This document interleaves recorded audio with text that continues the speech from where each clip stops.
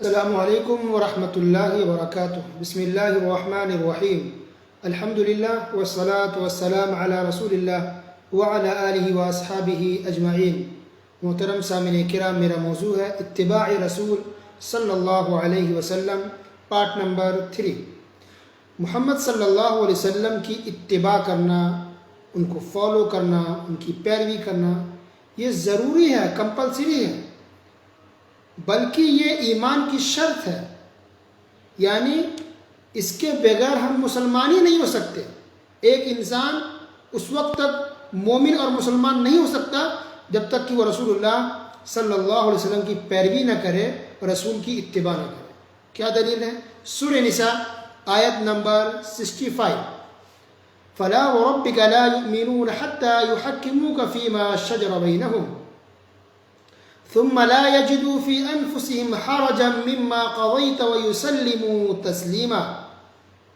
قسم ہے تیرے پروردگار کی، یہ مومن نہیں ہو سکتے جب تک کہ تمام آپس کے اختلاف میں آپ کو حاکم نہ مان لیں، پھر جو فیصلہ آپ ان میں کر دیں ان سے اپنے دل میں کسی طرح کی تنگی اور ناخوشی نہ پائے اور فرما برداری کے ساتھ قبول کر لیں۔ یعنی دیکھیے، اللہ سبحانہ و تعالیٰ قسم کھا کر کے کہہ رہا ہے، جبکہ اللہ صرف کہہ دے تو کافی ہے، لیکن اللہ رب العالمین نے قسم کھا کر کے کہا کہ یہ لوگ مومن نہیں ہو سکتے۔ کون لوگ؟ وہ لوگ جو آپ کو حاکم نہ مانے، آپ کے فیصلے سے راضی نہ ہو۔ اللہ اکبر۔ کوئی اختلاف ہو جائے، کوئی مسئلہ ہو جائے، تو جب تک کہ وہ لوگ آپ کے فیصلے کو مان نہیں لیتے تب تک یہ لوگ مومن نہیں ہو سکتے۔ پھر اللہ نے کہا کہ دل میں حرج تک نہیں ہونا چاہیے، دل میں یعنی تنگی تک نہیں ہو، بلکہ خوشی کے ساتھ قبول کرے آپ کے فیصلے کو، آپ کی بات کو بالکل دل سے مانے۔ تو جب تک کہ دل سے بھی نہیں مانے گا تب تک یہ لوگ مسلمان نہیں ہو سکتے۔ اللہ اکبر۔ اب اس سے اندازہ لگائے کہ اتباع رسول صلی اللہ علیہ وسلم کتنا ضروری ہے، اور بلکہ ہمارے مسلمان ہونے کے لیے ضروری ہے۔ اس وقت تک ہم مومن نہیں ہوں گے جب تک کہ ہم رسول اللہ صلی اللہ علیہ وسلم کی پیروی نہ کریں، ان کو فالو نہیں کرتے، اور دل سے جب تک کہ فالو نہیں کریں۔ کچھ مسلمان ہیں جو عمل تو کر لیتے کسی طرح، لیکن دل میں ایک حرج ہے، تنگی ہے، خوشی سے نہیں مانتے۔ ارے یہ کیا مسئلہ ہے، یہ کیوں ہے اسلام کے اندر، یہ کیوں ہے ایسا، نبی نے ایسا کیوں کیا، نبی نے ایسا کیوں کہا۔ استغفر اللہ، انا للہ و انا الیہ راجعون۔ ایسے لوگوں کو فوراً توبہ استغفار کرنی چاہیے، دل سے ماننا پڑے گا، خوشی سے، خوشی کے ساتھ نبی اکرم صلی اللہ علیہ وسلم کے ہر فیصلے کو، ہر حکم کو، ہر فرمان کو، ہر حدیث کو دل سے کے ساتھ ماننی پڑے گی، تب جا کر کے ہم مسلمان اور مومن ہوں گے۔ آج دیکھیں کیا حال ہے انڈیا کے اندر، پاکستان، بنگلہ دیش میں۔ آپ سنائیے حدیث، کیا کہتے ہیں؟ فلاں صاحب نے یہ کہا، فلاں صاحب نے کہا، ٹھیک ہے مانتے کہ حدیث ہے، لیکن چونکہ، اگرچہ، مگرچہ، یہ سب نہیں چلے گا۔ جب حدیث آ گئی تو ختم۔ حدیث کے آگے نہ اگرچہ ہے، نہ مگرچہ ہے، نہ چونکہ ہے، نہ لیکن ہے، نہ ویکن، کچھ نہیں چلتا ہے۔ سیدھے انسان کو فوراً مان لینی چاہیے اور فوراً انسان حدیث پر عمل کرے۔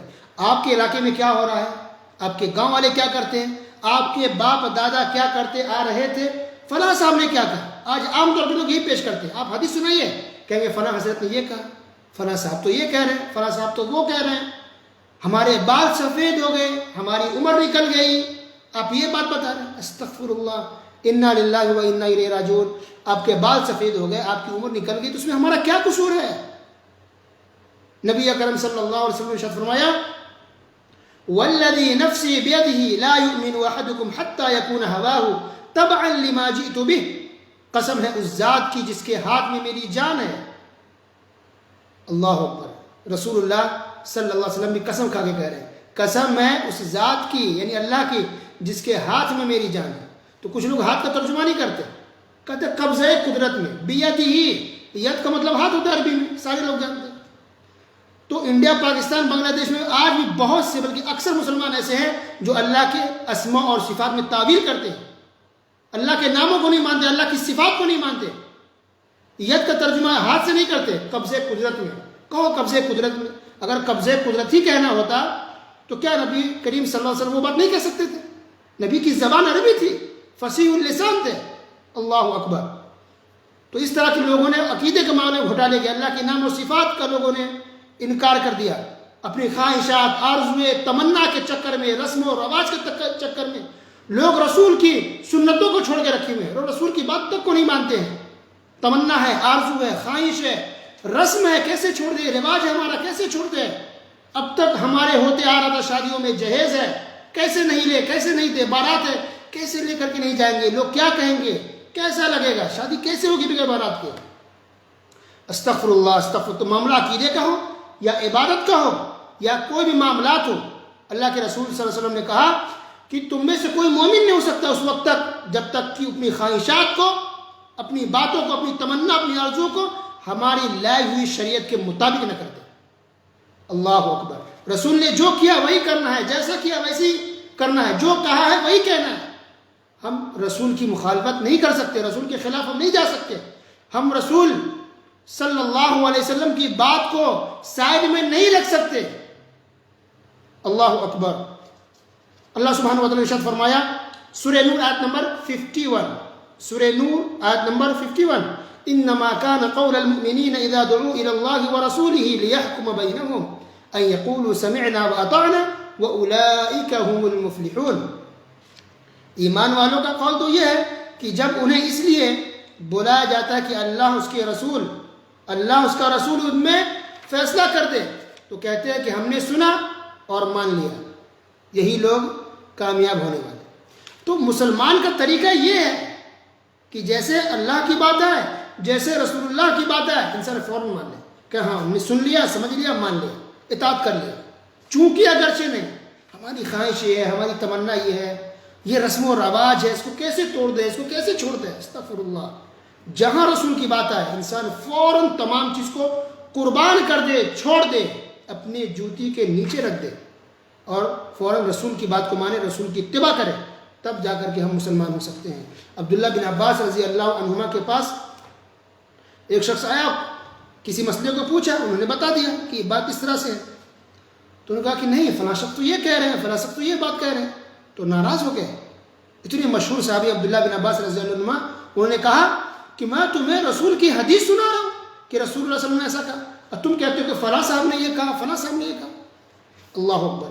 اسی طرح عبداللہ بن عمر رضی اللہ تعالیٰ عنہما نے ایک مسئلہ بیان کیا، حدیث بیان کی، تو پھر کسی شخص نے کہا کہ فلاں صاحب ایسا فرما رہے ہیں، فلاں حضرت تو ایسا کہہ رہے ہیں، تو ناراض ہو گئے، خفا ہو گئے کہ فلاں یہ کہہ رہے ہیں، وہ بات تم سن رہے ہو، میں تمہیں نبی کی حدیث سنا رہا ہوں، وہ نہیں سن رہے ہو، میں تمہیں نبی کی حدیث سنا رہا ہوں، تم یہ کیوں کہتے ہو فلاں صاحب یہ کہہ رہے ہیں، فلاں یہ کہہ رہے ہیں؟ کیا رسول کی حدیث سے بڑھ کے کسی کی بات ہے؟ اللہ اکبر۔ اسی طرح ابو دردہ رضی اللہ تعالی عنہ بھی مشہور صحابی، بہت بڑے بزرگ صحابی میں ان کا شمار ہوتا ہے، ابو دردہ رضی اللہ عنہ کا۔ ان کی بھی بات ایک شخص سے ہو رہی تھی تو اپنی رائے پیش کر رہے تھے، مجھے ایسا لگتا ہے، میری رائے میں یہ ہے، میرا ماننا یہ ہے۔ ناراض ہو گئے کہ میں تمہیں نبی کی حدیث سنا رہا ہوں کہ رسول اللہ صلی اللہ علیہ وسلم نے یہ کہا، اور تم کہتے ہو کہ میری رائے یہ ہے، میرا ماننا یہ ہے۔ کہا میں تمہاری اس جگہ میں نہیں رہوں گا جہاں تم رہتے ہو، میں یہاں سے تمہارے اس علاقے کو، اس ایریے کو چھوڑ کر کے میں جا رہا ہوں۔ اللہ اکبر۔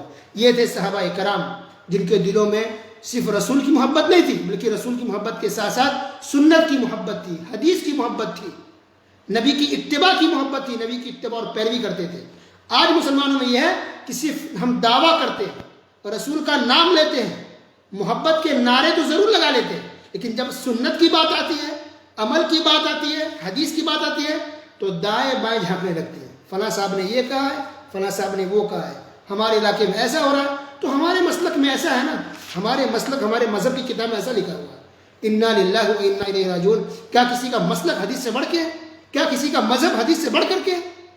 کیا کسی کا خاندان قبیلہ حدیث سے بڑھ کر کے ہے؟ لوگ فتنے کے شکار ہو گئے ہیں۔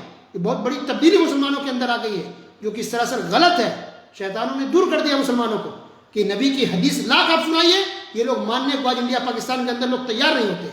آج یہ حالت ہے انڈیا پاکستان بنگلہ دیش کی کہ آپ ان کو حدیث سنائیے، وہ نہیں مانتے، ہمارے مسلک میں نہیں ہے، چونکہ ہماری کتاب میں یہ بات نہیں لکھی ہوئی ہے۔ استغفر اللہ، انا للہ و انا الیہ راجعون۔ یہ بات تو کبھی امام ابو حنیفہ رحمۃ اللہ علیہ نے بھی یہ بات نہیں کہی ہے۔ چاروں امام ہو، صحابہ کرام ہو، سلف صالحین ہو، محدثین ہو، امام بخاری ہو، ان کے بعد ان کے پہلے کے ہوں، کوئی بھی عالم، کوئی بھی امام اس طرح کی بات کبھی نہیں کہتے تھے کہ فلاں صاحب نے یہ کہا، فلاں صاحب نے وہ کہا، چونکہ ہماری کتاب میں یہ لکھا ہے، چونکہ ہمارے مسلک میں یہ کبھی نہیں کہتے تھے. حدیث آ گئی فوراً، اتنے بڑے بڑے امام ہو کر کے بھی فوراً حدیث کی بات کو مان لیتے تھے. اللہ اکبر. اللہ سبحانہ و تعالیٰ ہم تمام مسلمانوں کو سننے کے ساتھ ساتھ عمل کی توفیق عطا فرمائے. اے اللہ ہمارے دلوں میں رسول کی محبت کے ساتھ ان کی حدیث سے محبت کرنے کی توفیق دے، نبی کی سنتوں سے محبت کرنے کی توفیق دے، اور نبی کریم صلی اللہ علیہ وسلم کی سنتوں پر، حدیثوں پر عمل کرنے والا بنا. آمین. وصلی اللہ علی نبینا محمد وعلی آلہ وصحبہ اجمعین. والسلام علیکم ورحمۃ اللہ وبرکاتہ.